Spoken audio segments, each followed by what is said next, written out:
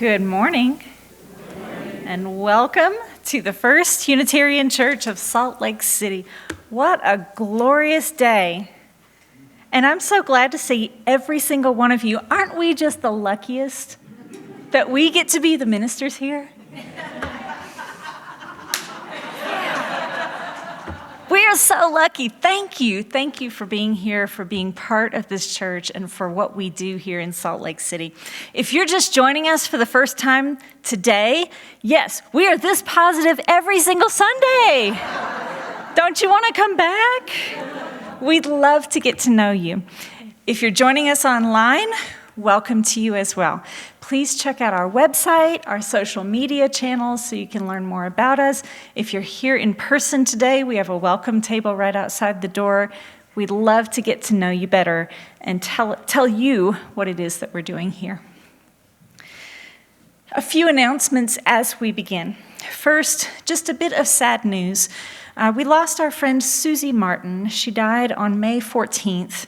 There is going to be a memorial service on June 5th. It's not going to be here. I think it's going to be at someone's home. So if you'd like to attend this service, reach out to me after today's worship. Let me know, and I'll give you what details I have. A little bit of happier news. I'd like to welcome our friends from the UU Church in Ogden who are joining us for worship today. Hi, Ogden! If you are a Salt Lake UU and you're joining us online, maybe drop a note into the chat to say hello. We are so glad that you're here. Welcome. Now, for those of you who've been around our church for a while, this is going to all seem very familiar. But if you're newer, this will be news. This is the time of the year where we all have to take out our calendars, our digital planners, whatever, and mark down the change of the seasons, right? Starting next week, we will have one service at 10 o'clock, and there won't be regular religious education classes for kids, but there will be childcare. And your older kids are welcome to join us in worship. Then on June 5th, we will have one service at 9. At 9, that's different. This is so that we can all get downtown and march in the Pride Parade together. Now, there's a change this year. Those of you who've marched with us before, you know that we marched together as a UU block, and we had our own block in the parade. This year, we are joining all the other faith communities in town who carry that giant flag at the end. So we're going to take part in that. It's going to be super cool. If you need more details about that, keep an eye on the torch. I should have more details tomorrow, but it was a little late for me to get them to you today. So just keep your eyes, ears, channels open for that. Then the last worship service of the year will be on June 12th, 10 o'clock. This will be our annual flower ceremony. And the way that we do this is that every person brings a flower to church, and every person takes a different flower home. Now, this could be a flower from your garden, from the florist, or from the grocery store. It doesn't matter. And we will have some extras for anybody who forgets. This is an intergenerational service, so kids are welcome. We want them to come and participate. And we will also have our bridging ceremony for our high school youth who have completed their religious education here in our church and are moving on to the next chapter of their lives. It is a beautiful service, and I don't want you to miss it. 10 o'clock on the 12th. And finally, today is a big day, because at 12:30 in this room it's the annual meeting. It will take place here and also on Zoom. You're welcome to join on Zoom. Same link that you're on, just don't go anywhere. The annual report is available on our website under the About tab at the top. Click About and then scroll down to Annual Reports.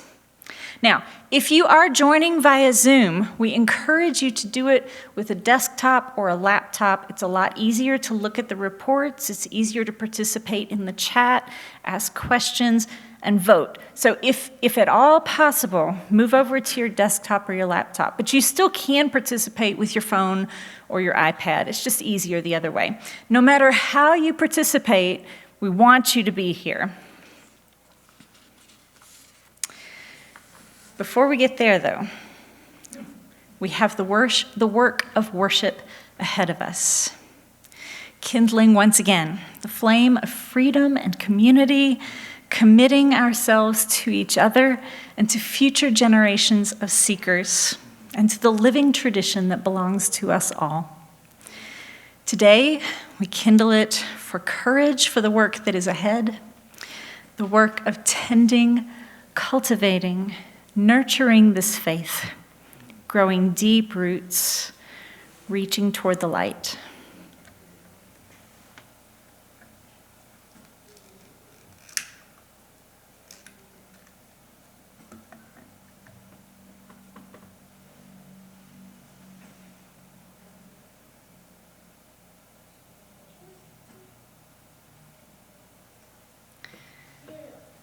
In a few moments, I'll be inviting forward Sue Geary, who will introduce our special guest for today. But before that, our opening hymn will be performed by our bell choir, number 361, if you'd like to follow along in your hymnal. And if you want to stand up, I won't be mad. Come on.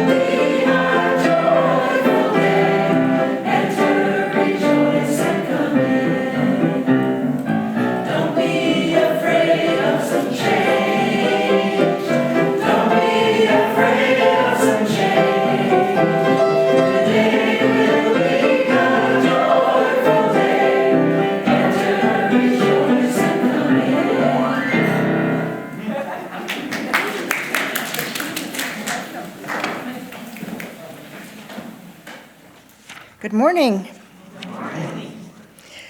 As I think everyone here knows, our congregation has a very long tradition of welcoming and supporting refugees. We've long had a refugee resettlement committee that helps refugees get furniture and other necessities to get established in apartments here.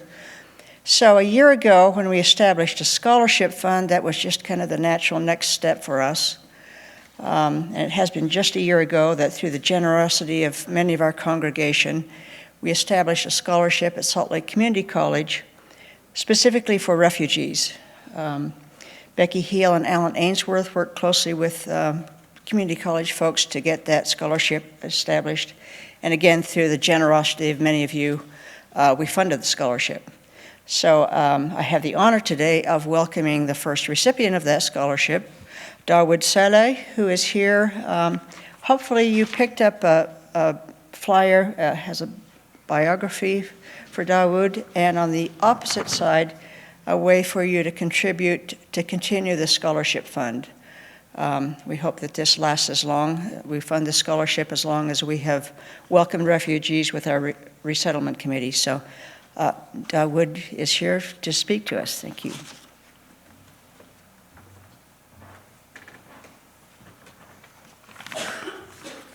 Good morning, everyone. Good morning. It's really an honor to be here in this holy place, and a lot of people were asking about me, where I'm from, and so that's why before my speech, I will just give an introduction. I'm a Yazidi and I'm from northern Iraq. I moved to the US about 6 years ago. And before that, I was living with my family in a small town called Sinjar in northern Iraq. But in 2014, when ISIS recruited in Syria and Iraq, they attacked my city in Sinjar, and they committed a horrific genocide against my people. So Yazidis is a faith and religious minority, live in Iraq for thousands of years. We have a history of 6,000 years, but ISIS committed that genocide basically just to wipe out the Yazidis from Iraq and from those places. The genocide happened and we fled. I lived in the camp with my family for 2 years, and then I moved to the US, but my family still live in the camp. I would like to start my speech with a conversation that I have with my father in my new book. Morning light was breaking through the small window in the mud wall. When I opened my eyes, I saw a man wearing a long white Yazidi robe. On his head was a length of golf-made red fabric. The man's piercing eyes were shaded by thick black brows. His mustache was awe-inspiring.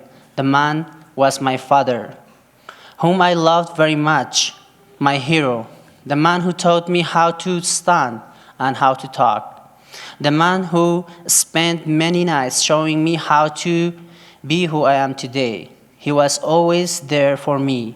The man was standing and raising his hand straight out toward the east, toward the sunrise.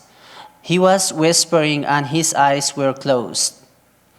When he finished, I asked him, "What were you doing, Kako?" I was praying to God, son. "Why do you pray to him?" I asked. "Because we need him, son." "Does he help us?" "Yes, my son, he saved you last night. You were afraid we would lose you, but Lord responded to your mother's prayers and you were fine. You are fine now." At that moment, after a year of sickness, I realized I was finally cured. "Where is God, Father?" I asked. "He's everywhere. God exists in every good heart. God is on earth and in the sky. But the sky is far away. How can he help me from a place so far away?" "Son, the Lord is always with us. It is the faith in our hearts. He comes whenever we call him to help us." "Kako, you are like the word to me. Whenever I need something, I find you right with me."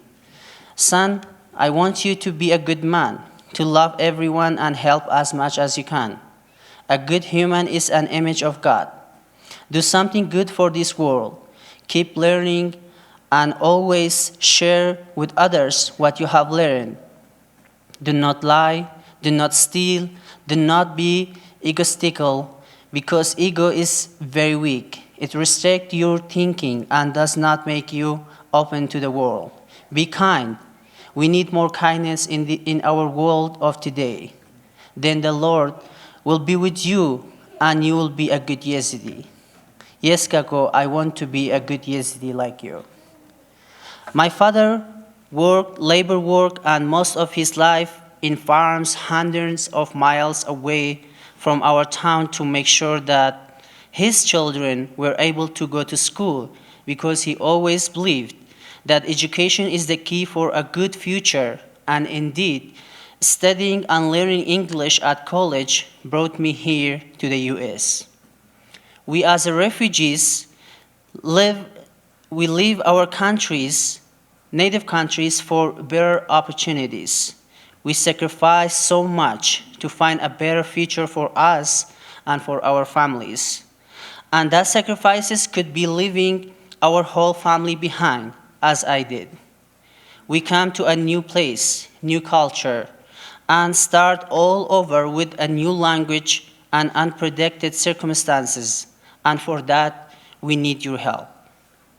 We need someone to guide us, to put us on the right path, and to show us the way to do good for us and for this great country. I cannot express enough how grateful I am for receiving the Tom Goldsmith Refugee Scholarship, as it came on the right time when I mostly needed. It was a great support, not only financially, but emotionally as well, for me to be able to finish my last semester at Saleh Community College. The fact that this scholarship was established exclusively for refugees, especially those who have fled war, violence, conflict, and persecution, made me happier because it shows us that there are people who care and there are people who will be there for us when we live through harsh circumstances. Thank you all.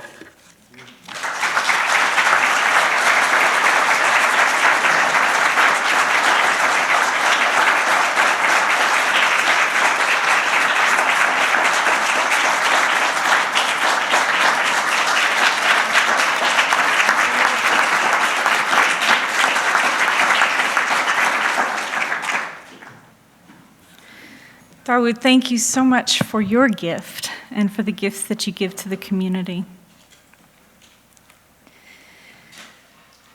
On this Sunday, I invite you to reflect with me on the journey we've taken together this year. We have listened to what's deep inside our hearts and discovered a well of longing.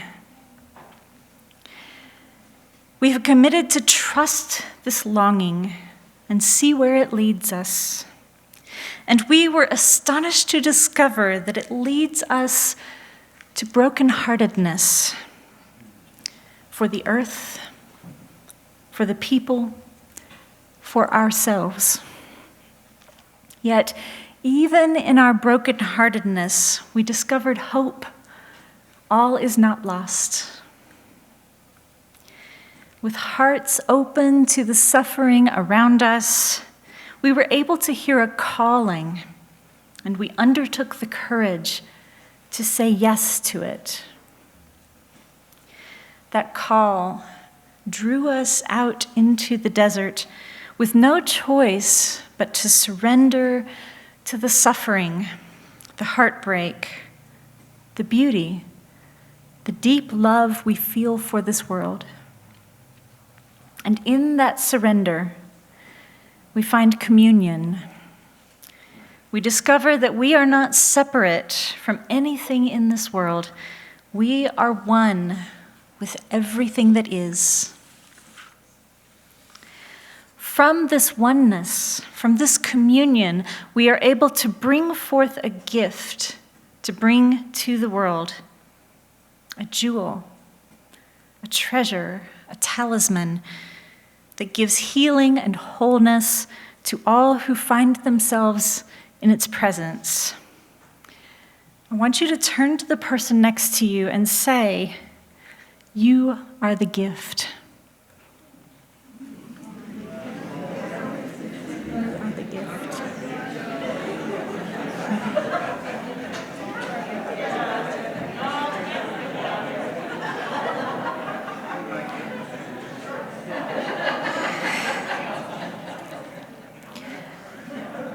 You are a gift.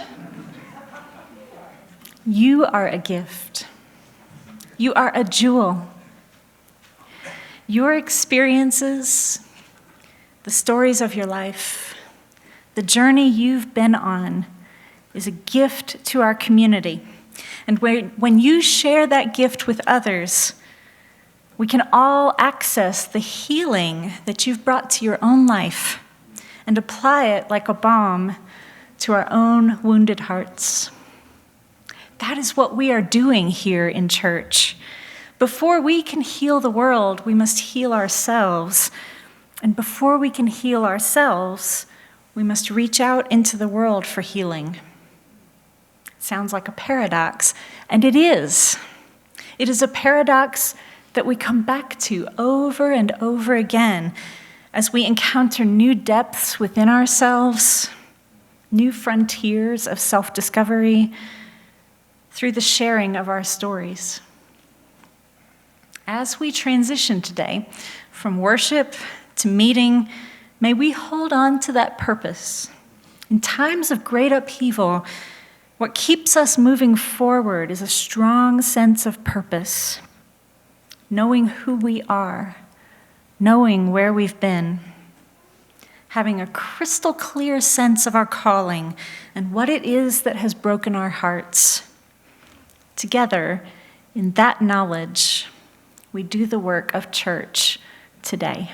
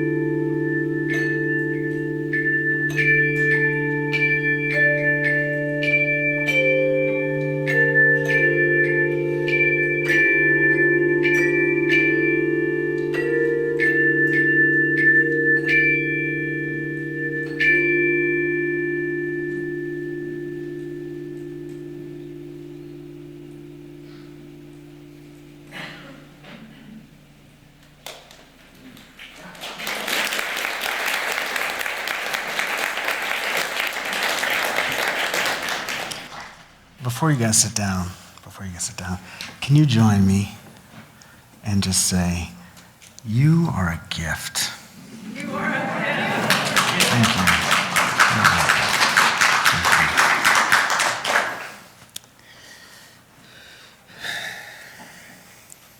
It's funny when you hear the service twice, like I get to, Monica, her first part of her homily was actually all of the themes that we did this year. I don't know if you guys know that we do that, but we preach a sort of thematic arc going from listening and like isolation, who are we, what are we doing, all the way to the gift. And she went through it piece by piece, and I did not realize that at the first service. And I wrote the themes. And then she just wove it. I was like, wow, that's so great. And then to this one, I was like, wow, that's amazing. You are also a gift. Yeah.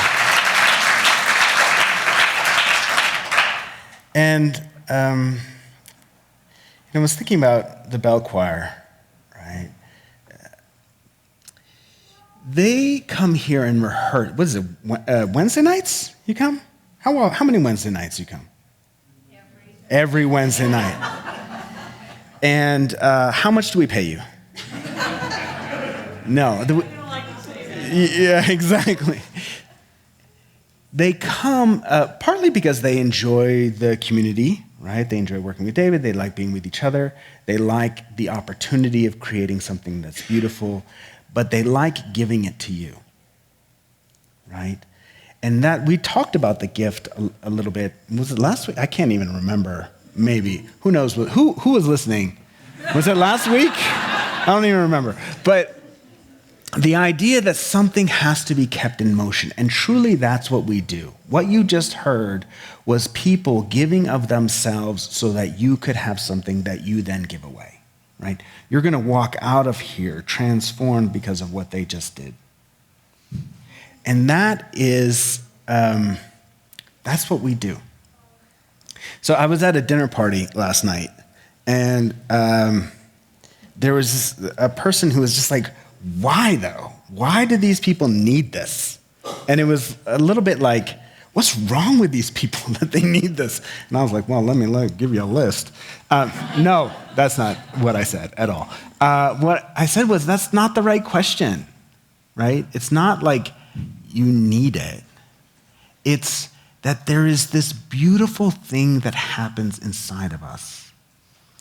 When you were playing music, Becky, were you like, oh my God, I am awesome? I mean, maybe, but like,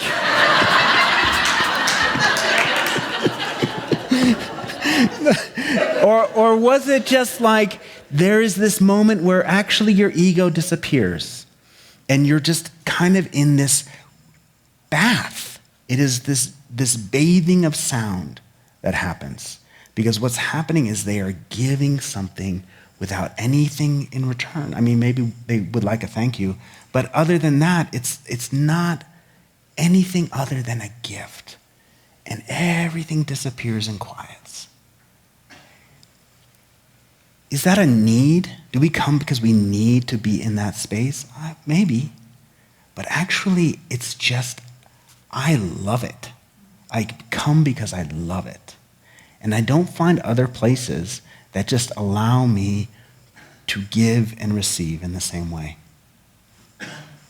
So, we're about to take our offertory. I've been going on and on about how this is really like a ritual, in the sense that it's something that we do not because so much money comes in, but it's a thing we do together that is this vision that we're creating. So when the plate comes by, truly, if you're putting in that paper money, right, you might use 2 hands. Why not be intentional? Put 2 hands. If you're shooting the QR code, just think about it. Like, what are we giving to the world, to each other? Why do we do this? It's not that you're needy. It's because you belong to something that's bigger. And that's a beautiful, beautiful thing. The offertory, and I'll be accepted. Thank you.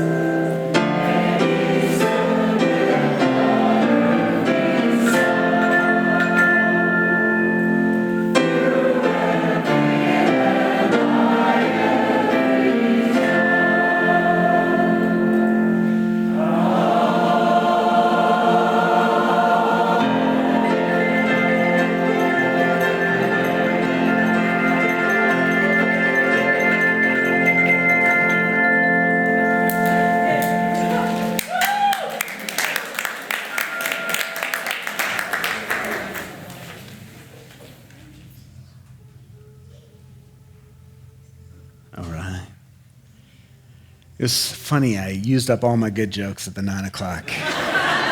So, sorry.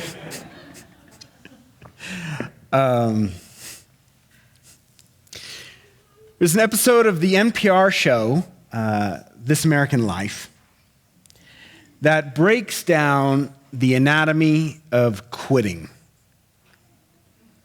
Just ask Kristen Quinn. She's like, the board? songs like... Thank you guys for your service, honestly. But they can walk you through the 3 stages. There are 3 stages. First, you think about it. That happened in like September. Then you think about it some more. That was like the rest of the year. They were like, what am I doing? No, that's not true. We did good work. Yeah, you think about it. Second stage, you think about it some more. And then you quit. Correct. You get extra free coffee for you out there. You think about quitting, you think about some more. Finally, you get tired of thinking about it and you actually just take the action. No one leaves a job or ends a relationship or stops smoking the first time they think about it. More often than not, we wonder why it took us so long to end something that we know doesn't bring us happiness anymore, but it's a process. Everybody always thinks about it, and then we think about it some more, and eventually we get around to it. And there's a certain calculus to quitting as well. Although it often takes us a while to sit down and do the math, even though it's fairly simple. And the equation is just this. When there is no longer any gain, it's time to quit. And gain means just what it is, gain. As in, there's a positive number at the bottom of the ledger. When that is no longer positive, right, we should quit. Saying something no longer has any gain is not the same, however, as saying that there aren't aspects of that relationship or that job or that behavior that you don't still really like. I remember very well why I used to smoke. And it was funny, I was sort of reflecting on this. I was like, wow, I'm in the land of like the holy, and you guys probably never smoked as kids. And so I was like, oh God, maybe I should talk about something else. But anyways, I used to smoke. It's true. I'm a degenerate East Coast person. Ask an East Coaster in your aisle, they probably smoke too. And the truth is, I still remember the parts of smoking that I really liked. You know, I could feel the smoke in my lung. It sort of gave me this like full feeling. I loved it. There was a social act to smoking. Right? I looked so cool. I mean, for real, I did. I enjoyed the nicotine when it hit my bloodstream. I enjoyed the romance of it. I lived in Europe for a while. I would go to these jazz bars, and I'd smoke Gauloise, and I was like, yeah. America. You know? But none of those things come close to why I don't like smoking today, which is why I can sit down, do the math, there's no gain, and the negatives outweigh the positives really by quite a lot, which is why it's easy for me not to smoke these days. Also, I quit drinking, and I love to smoke when I drank, and now I don't, so, also makes it easier. But there are other areas of my life where the numbers, are much closer to each other. The positive and the negative elements almost seem to balance out. And quitting in this situation is much more difficult, right? When there is more imbalance, like the second stage, the one where we think about it again, it really can go on for a long time, decades even. We all have friends who go to work each day knowing that the job is not what they want. But it pays well, or it's safe, or it's prestigious. Or they're coming home to a person knowing they're no longer in love. But it's familiar, and it's safe. Or they pick up that brownie knowing that they want to lose weight, but it tastes so good. And it was funny that I wrote brownie because I was like, I don't even like brownies, but chips? Golly, please do not put chips in my house. I will eat chips. I will go through the whole bag. Someone who understands me. It's terrible. And I'm like, these are bad. Put them away. And then my body is like,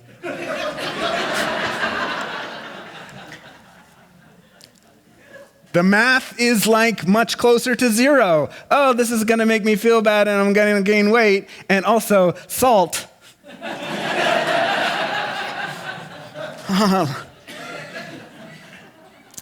And when they're equal, the positive and the negatives are more equal, we can linger in that painful limbo, wondering like when we're ever going to let go. And it seems there are two beliefs that hold us in a stasis, right? The first is that we want to be over the positive elements entirely, right? When I don't like something anymore, right? Or we'll say something like, oh, I'll quit when it's really all over, right? When I really don't like it. But the truth is, we will probably always like something about that relationship or that job or that behavior, regardless of even how far in the past they might be. You will probably always love that person in some way. Not love like you first did when you guys got together or married or whatever, but in some way you will still always love that person.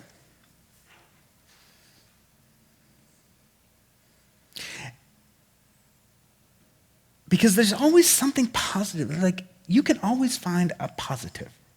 And just because we have decided that there's no gain, it doesn't mean that the positives go away entirely.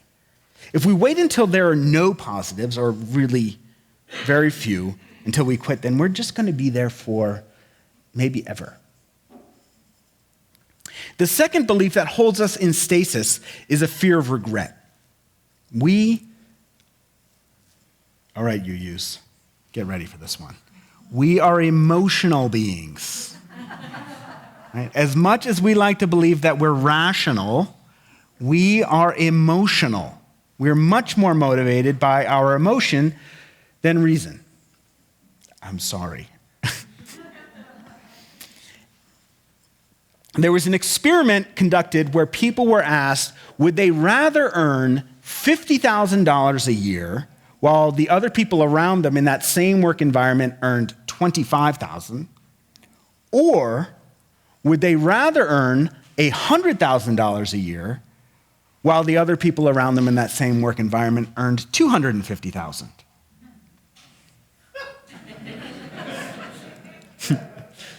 You know the answer already.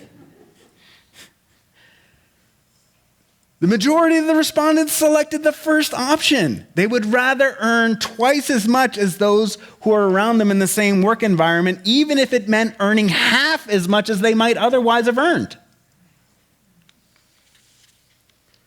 In another experiment, respondents were asked to imagine two people waiting in line at movie theaters. Person A is told that when she gets to the ticket window, she is the 100,000th customer of the theater, and she has just won $100. Person B is waiting at a different theater, and the man ahead of him wins $1,000 for being the 1,000,000th customer, and person B wins $150 for being 1,000,001. As is with the first case, most respondents said they would rather be person A. That is, they would prefer to miss out on an extra $50 in order to alleviate the feeling of being so close to someone who won more. It seems irrational because it's irrational. It's not rational. But somewhere in our bellies, we can identify with the respondents. We know why they chose the way they did. Now, some of us here today are probably honest enough to admit that we would still choose this way, knowing the outcome of the research. Contrary to stereotypes we might have about human beings wanting to get as much as we possibly can, as creatures, we're loss-averse. We're just like the rest of the animals in nature. We are loss-averse. That is, it turns out that we are much more motivated by loss than by gain.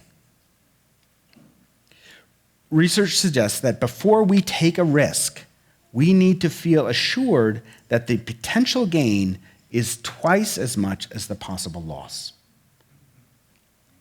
Because the feeling of loss is twice as bad as the feeling of gain.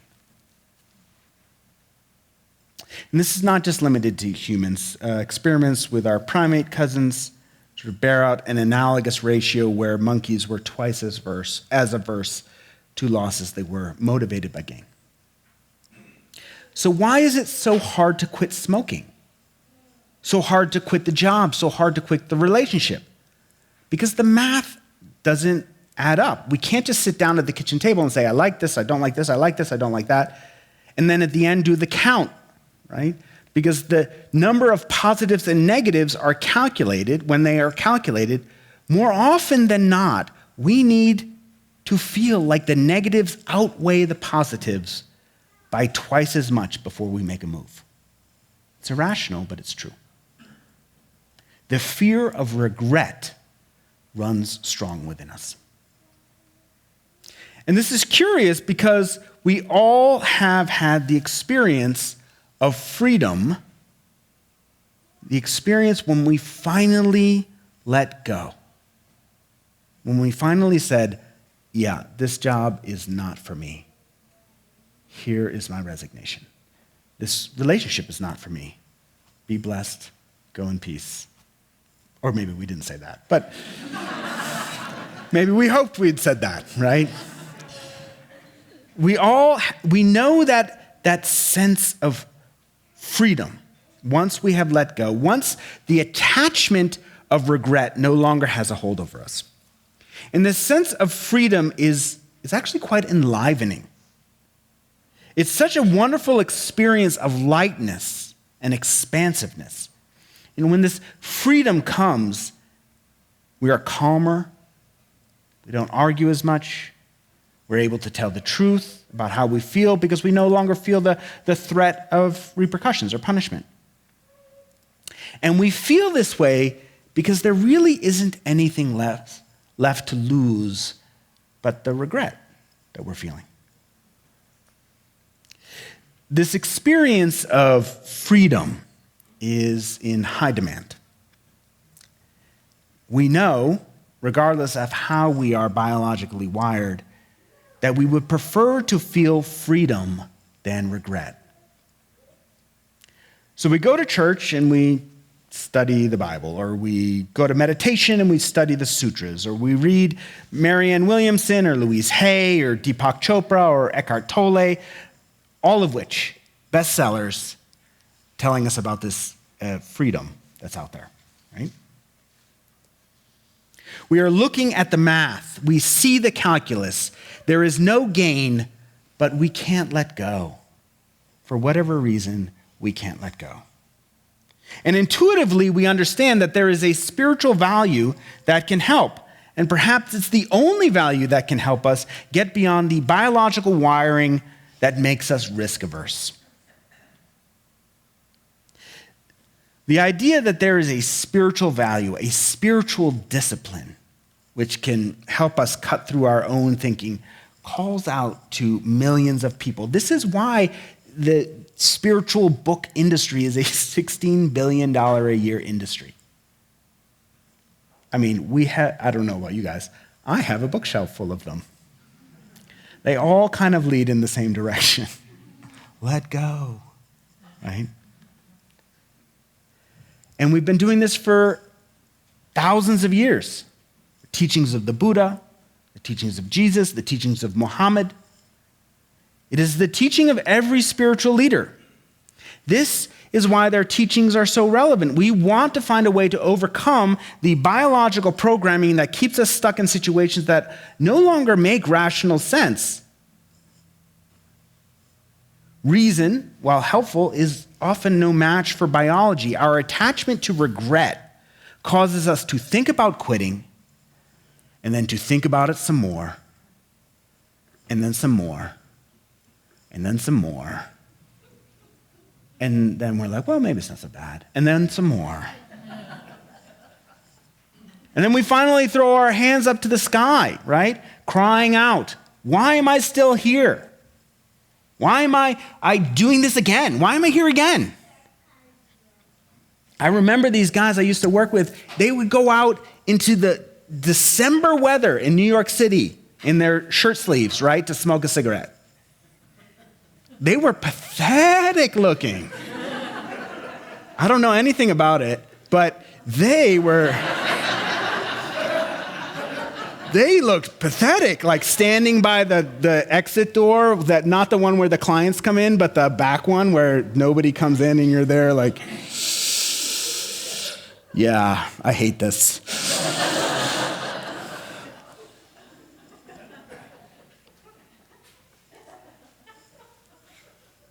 It does little good to beat ourselves up for being weak, right? Because it's not an issue of being weak or strong. This is who we are. And this behavior is not unique to me. It's not unique to you. It's not unique to that dear friend who you're going to meet for lunch, right? Who swears this time she's going to quit. You'll meet her for lunch next week, right? For reason to succeed, for the math to arrive, to help us make the decision, we must perceive twice as much gain as loss. And sometimes we worry it will never be that much, and so we smoke for years, sometimes until we die. We know people that smoked all the way to the end, or drank all the way to the end.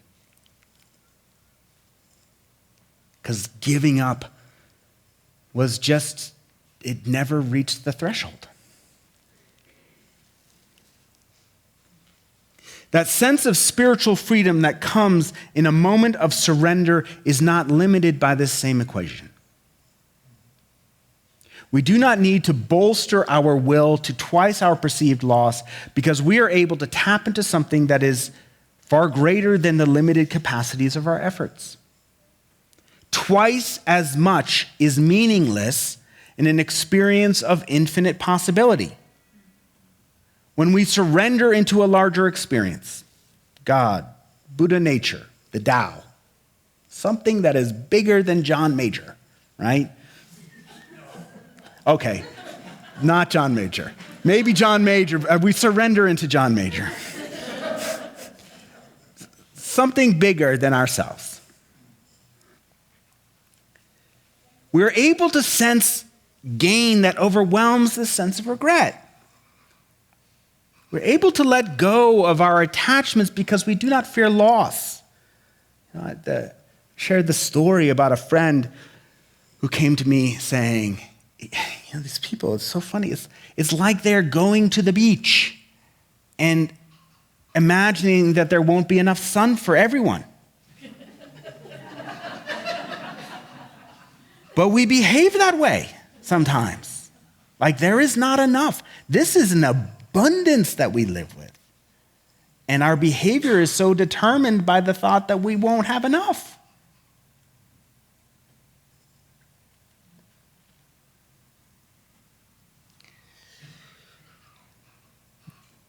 This is why the perception of the spiritual path is so alluring. This is why, however many years after Eckhart Tolle wrote that book, it's still a bestseller, right? I'm not saying have you read it, but how many people have bought it? Come on, all right. So there was about 10 people, which means it's probably about 30 of you, right? Well, it's still being sold well because there's this story that there is a release that's possible for you, right?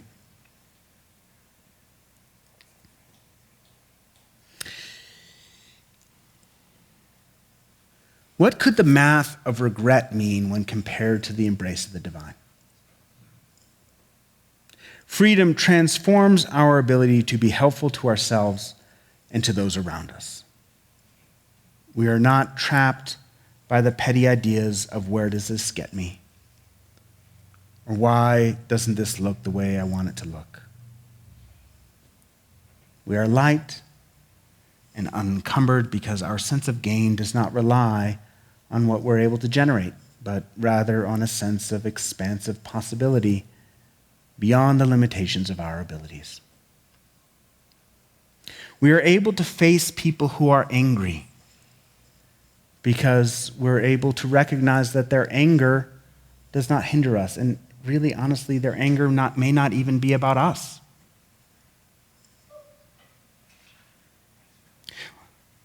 We are able to give freely because we no longer experience a sense of scarcity. This is the allurement that calls us to take up the spiritual journey. This is why we sit meditation or pray to the Stations of the Cross, or we sign up for Oprah's new spiritual course. We are called by this freedom. But it's not as easy as simply saying, I'm going to surrender. The greatest and the most difficult relationship we will ever quit is not a partner or a well-paying, prestigious job or a behavior that we love, but rather the relationship we believe exists binding us to our ego. Despite what we might believe about the allurement of the spiritual journey, in reality, the potential gain that comes from understanding we are part of something larger than our own egos is often dwarfed by the perceived loss. The struggle for spiritual release is no easy task.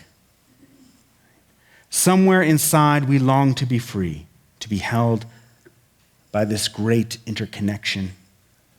We say it all the time. We have a principle about it. Right? There is an interwovenness that holds us. We call it life or creation or God or the Tao. But the bond we have with our ego, the most difficult relationship we will ever quit, resists intensely. There is a fear of regret that stands in between our experience of God or the Tao that has to do with the unknown. We don't know what will happen or who we will be if we give up that attachment to our ego. Sure, we're suffering, but we're also risk-averse. We might admire Pema Chodron or Desmond Tutu, Mohandas Gandhi, but that level of freedom seems unattainable or even maybe undesirable. Kind of freedom looks like a lot of work. Maybe our suffering isn't so bad. Not so bad that we need to subject ourselves to the kind of discipline that we imagine it will take to actually experience freedom. And it's not that I am sympathetic, right? I feel the grip of my ego intensely. Intensely, I feel it. And there are so many dimensions of my life that I wish I could release, or at least, I say that I want to release them. And one aspect of the math that is so glaringly absent from this sermon is how much we actually enjoy resenting other people. Sure, resentments don't actually do anything for us materially. They don't put money in your pocket. But otherwise, sometimes that rush of chemical that flows through us when we fantasize about the resentment ends up in the positive column. I love hating people sometimes. I say that I don't, but I sure do it a lot. So, do I hate it or do I love it? I think I love it. I mean, we might say we're sick of resenting someone, but are we really? And if, resentment isn't your candy. It's my candy. But maybe it's not your candy. Maybe greed is your candy. Maybe ignorance. Right? We all have some candy that we love. When we are suffering and all we have as a resource to address this suffering is the willpower mustered from within the limitations of our egos, more often than not, we're going to look at our lives and say that this job is okay, or this relationship's okay, or this routine is okay. Or, sadly, that none of these things are okay, but I just don't see another way out. So we go through our patterns until the suffering required to stop finally reaches 50% more than the perceived value of continuing. We go through our lives. Some days are good, some days are bad. Some mornings we wake up ready for the day. Some mornings we wake up angry, or we wake up so depressed that it's hard to get out of bed. But it doesn't have to be that way. We don't have to be Pema Chodron or Desmond Tutu or Mohandas Gandhi to experience a sense of freedom. And it certainly doesn't come in one day, and it doesn't come without work. We think about it, and then we think about it some more. But in the case, that second stage of thinking, perhaps we start with an action, right? Each morning or evening, we sit on the meditation cushion, follow the breath, notice the release as it comes through our body, what the breath is teaching us about release. If that's not your thing, perhaps we pray, have a relationship with God, you ask for help, for surrender. We don't chastise ourselves for loving our egos. On some level, we will always love our egos. The anger, the fear, the resentment no longer outweighs the unknown future of what it would be like to live without them, but we still kind of love them. We become willing to take up this spiritual process of surrender, of turning ourselves over to something that is greater than our ego's need for safety and security. And we think about it, and then we think about it some more, and then one day we quit in order to experience a greater freedom in our lives. You are not here to be defined by your job or your relationship or any particular habit or skill that you have. Your purpose is to be free from attachments.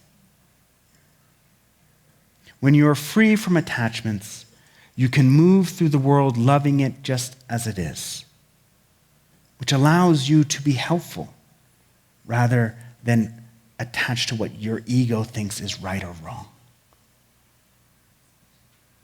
And when we are able to be in that space, then the natural response is love and gratitude. Love and gratitude. And we move through the world blessing it for what it is. Amen.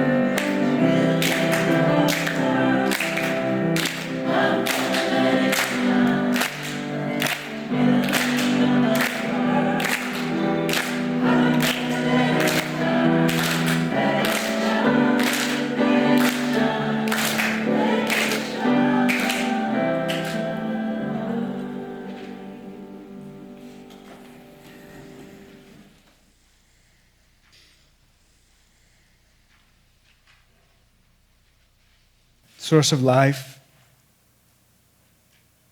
God, my darling, inspire us to lay down the armor of our ego and let our light shine in the world. Shine in such a way that allows us to see the worth and the dignity of every being. Awaken us to the great interwovenness beyond the definitions of right and wrong, the fences that we create, the invisible barriers of separation, even birth and death. We all rest in presence. And fill us with grace. Grace so that we might have the courage and the surrender to say goodbye to this treasured relationship we have with the ego. As we embrace the beauty of the world as people who walk around blessing it. Amen.